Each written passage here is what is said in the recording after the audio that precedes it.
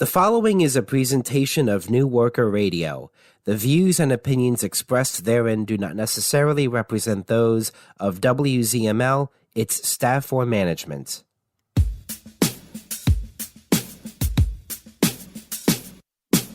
Hello, and welcome to New Worker News on WZML 92.9. My name is Manolis, bringing you national and international updates from a worker's perspective. We begin today with a series of national news that highlights the maneuvers of the Trump administration, which continues to rip up the rights of workers and further prepares the country for war.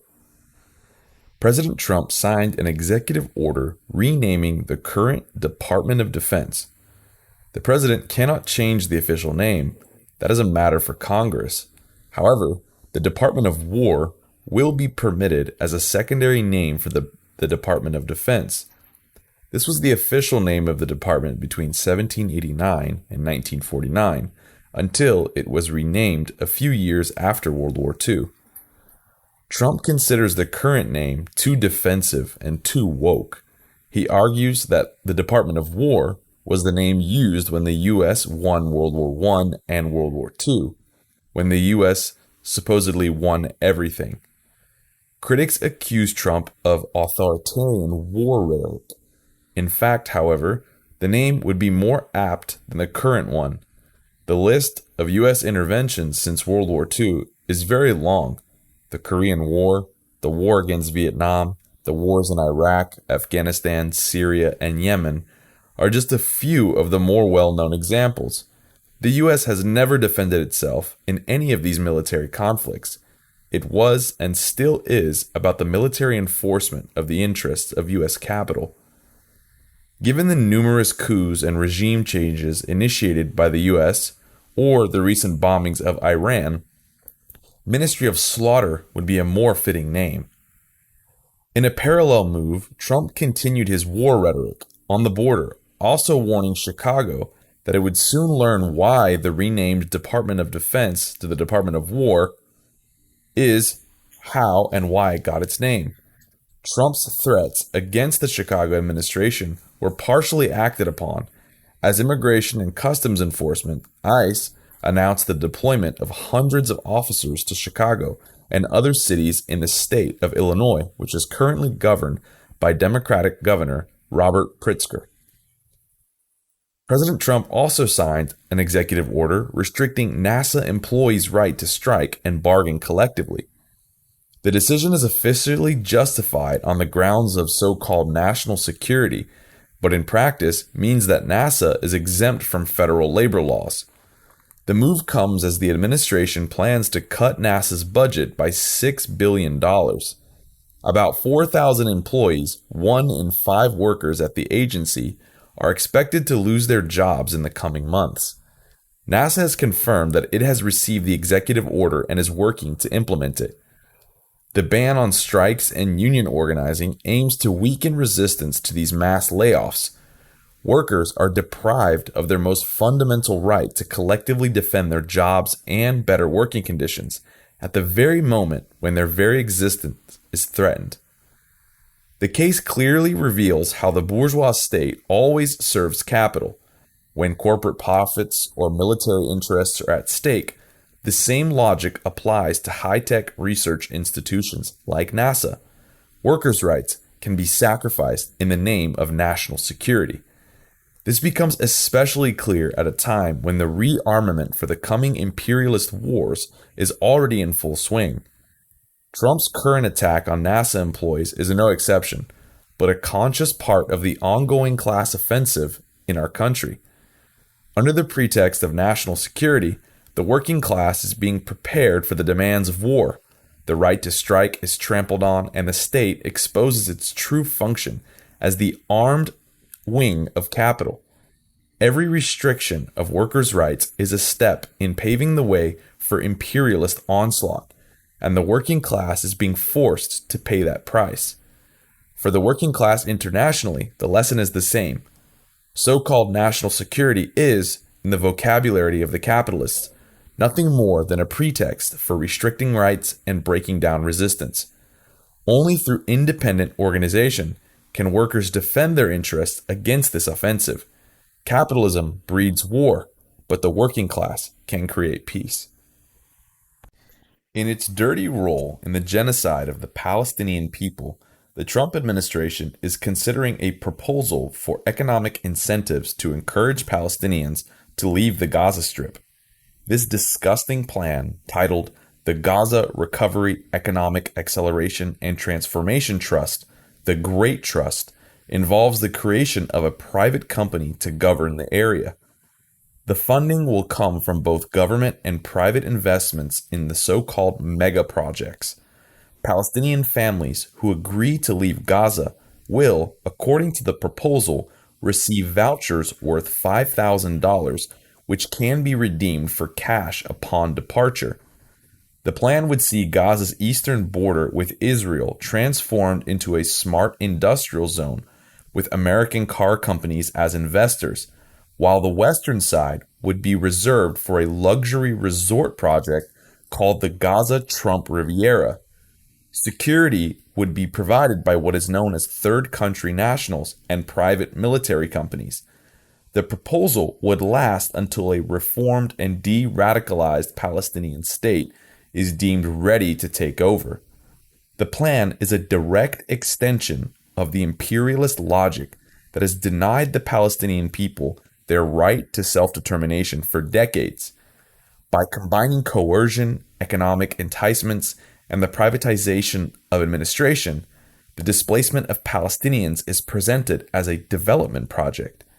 This is not peace, it is ethnic cleansing, transformed into a business model for capital. The fact that American companies stand ready to exploit the land and labor force underlines how imperialism transforms occupied territories into laboratories for profit. For the working class and oppressed peoples, the lesson is crystal clear. Behind the talk of reconstruction and modernization lies the same old system where capital and imperialism go hand in hand to crush resistance and turn people's lives into commodities. Next in national news, we look at the lost faith in the so-called American dream, and we take a look at a general overview of U.S. trade deficit and recent data released from the Department of Labor. Nearly 70% of registered voters in the United States believe that the idea of achieving success through hard work is no longer valid, or never has been. That's the highest level of pessimism in 15 years, according to a poll by the Wall Street Journal and the National Opinion Research Center. Of those surveyed, 46% believe that the so-called American dream once existed but is now obsolete, while 23% say it never existed. Among Democratic voters, 90% share this view, while among Republicans, 55% share this view. Many express concern that future generations will find it increasingly difficult to buy a home, build retirement savings, or start a family. A key reason for this distrust is the gap between official figures on economic growth and the actual living conditions of ordinary Americans. Despite the economy showing stability on paper, large segments of the population of the U.S. continue to live under economic pressure, with rising prices, fewer jobs, and cuts to social programs.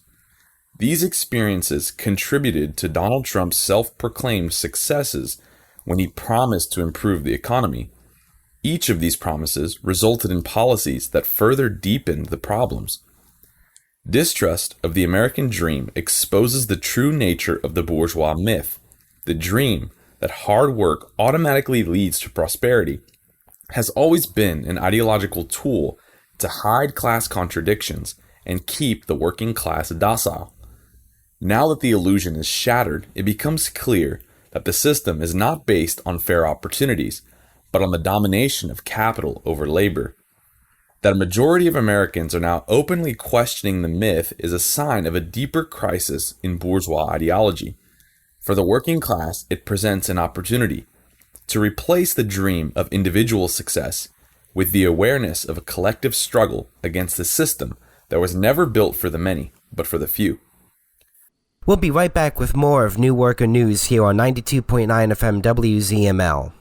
But I want to remind you that every day throughout this country, workers are subjected to injustices and humiliation at the hands of the capitalists, from unpaid wages to mass layoffs. So we at New Worker understand the tyranny that the workplace is for workers. This is why we fight to expose these injustices.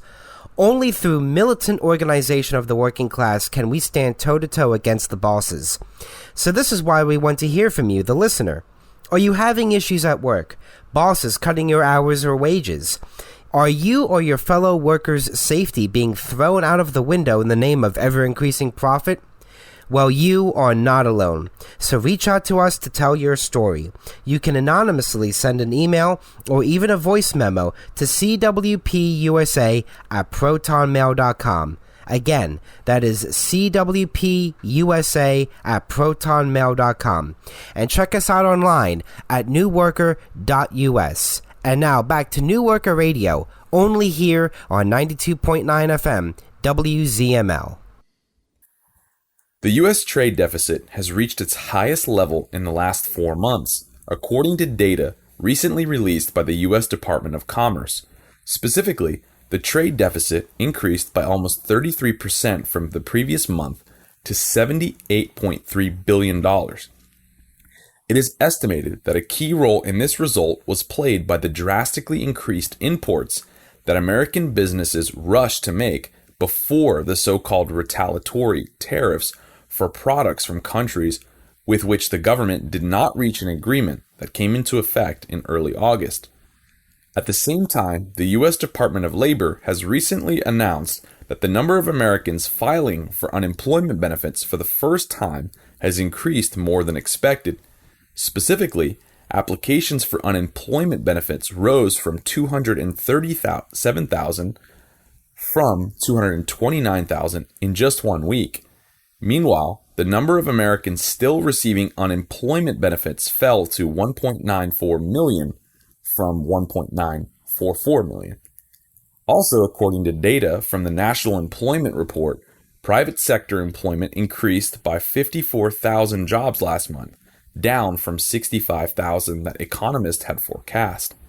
Another report from the firm Challenger Gray and Christmas Incorporated showed that layoffs in the U.S. rose by 39% to 85,979 in August, the highest level since the outbreak of the pandemic in August 2020.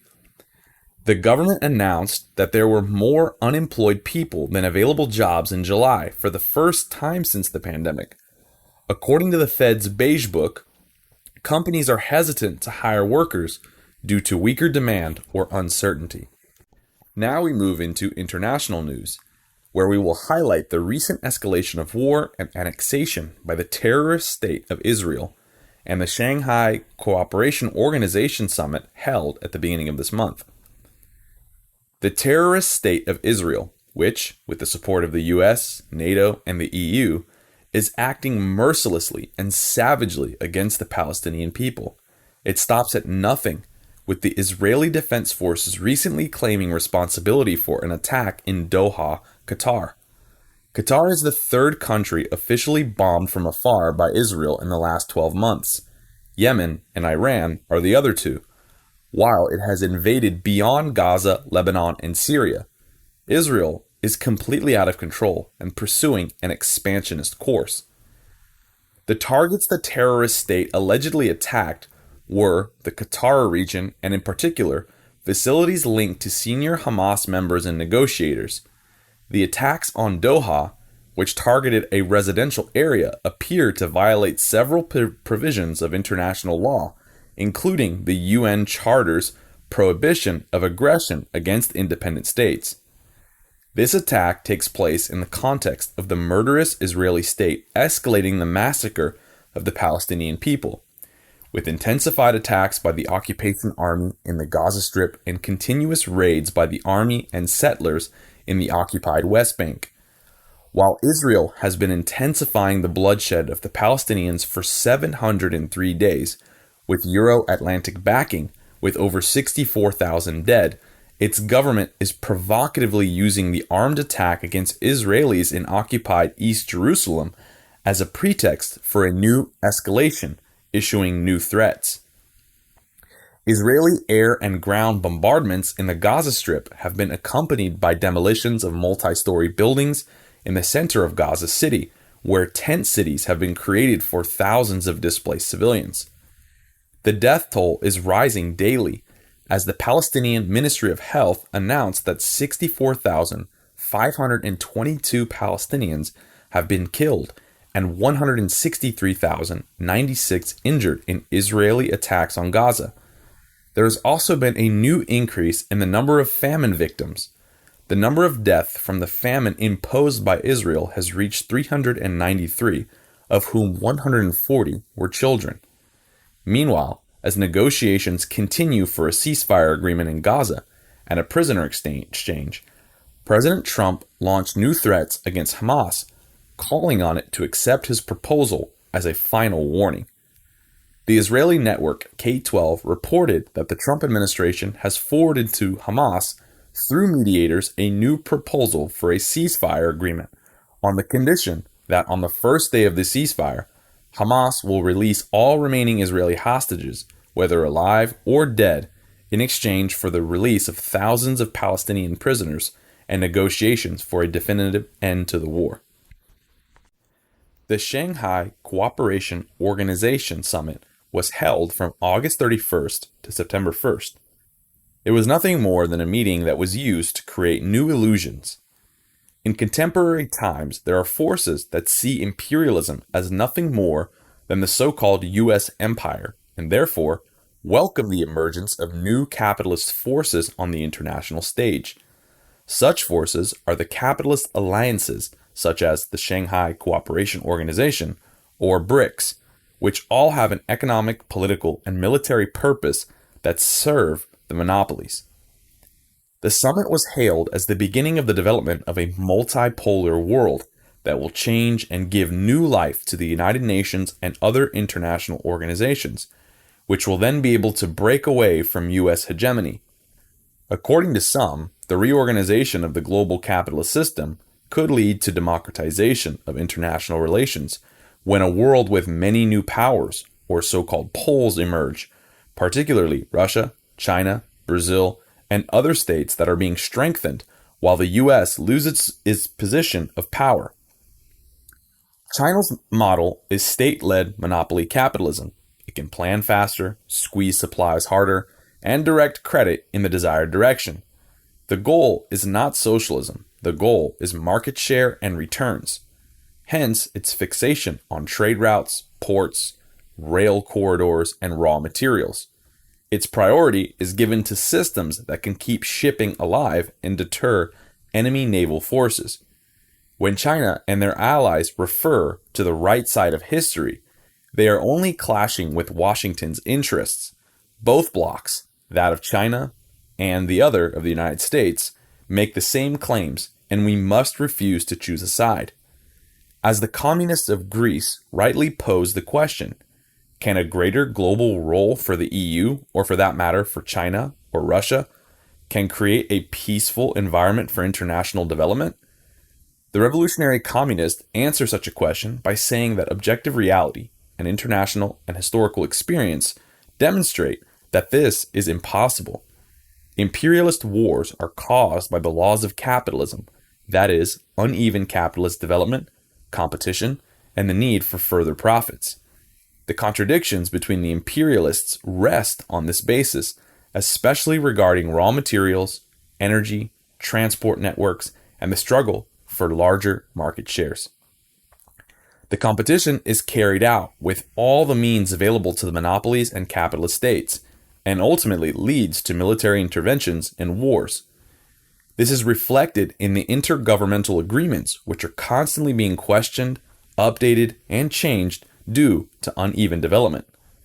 The talk of a new democratic global government spread by social democratic and opportunist forces, the so-called multipolar world, aims to ideologically embellish the new balance of power within imperialism with the goal of disorienting the workers. It spreads the illusion that imperialism can be peaceful, but even previous wars, such as World War II, were justified by the need to correct unfair agreements or prevent new wars. There is an urgent need for workers to be freed from such illusions and traps when it comes to the democratization of capital and international relations. The multipolar world, as a way to protect peace and the interest of the people, is a lie. It fundamentally sees capital not as an enemy, but as an ally, and traps us into choosing an imperialist nation or union, which paralyzes the labor movement. There arises an urgent need to understand the concept of imperialism, that is, a Leninist understanding of imperialism, where the word designates capitalism in its monopoly stage and shows that capitalist powers like Russia and China, where monopolies are dominant, cannot be characterized as anti-imperialist powers.